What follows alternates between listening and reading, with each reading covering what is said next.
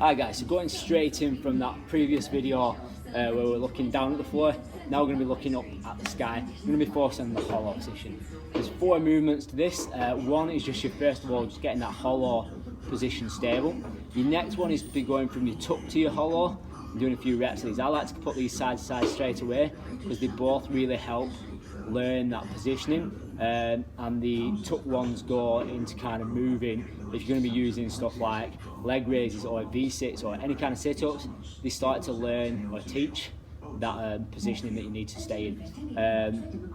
Hollow rolls, kind of a bit like the barrel rolls we did, but staying in a hollow position, a lot more challenging than you would expect them to be if it's not just rolling around, although it seems like you're just rolling around. And then finally, pike rolls. People seem to really like the pike rolls. They're kind of an extended version of a hollow rock, and for me, easier to learn than a hollow rock.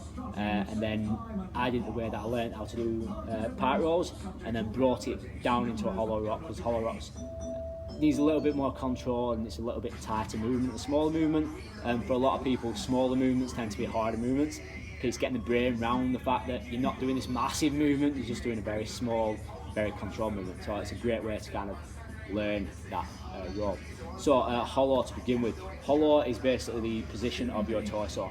You really want to focus on your abs and your glutes for this to get that perfect position, and then it's shoulder mobility as well.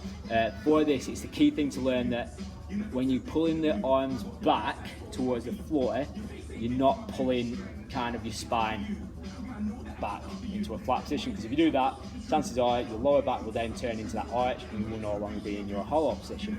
So that's the key thing, lower back to this foot. Let's go for this. I'm going to show you all these kind of sideways. It's the best way to sort these.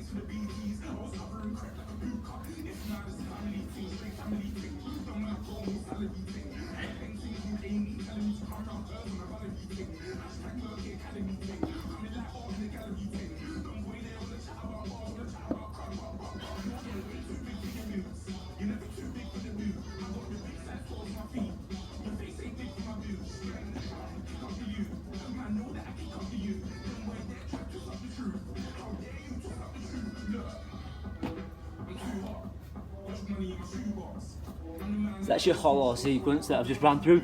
You can also start to complement that with an hollow arch, which is the opposite way around, which you saw as we did the roll. You want to kind of transition from that hollow position where you're in the curve into a hollow arch position where you're in the opposite curve. So when you're rolling, you're basically rolling from kind of this position all the way around your back. So you're always staying kind of in between here. Key things to note: when you're in the hollow position, squeeze your feet together. So when you start off in that tucked position where you're all tucked in, squeeze your knees in, squeeze your feet in, so everything wants to be tight. So what I do with majority of people, sometimes when I do this, is that you try and break the person, just to kind of get them to trigger in that control, that you kind of play with the shoulders and the legs to try and break the abs, so really make that strong, and also try and pull the feet to get apart.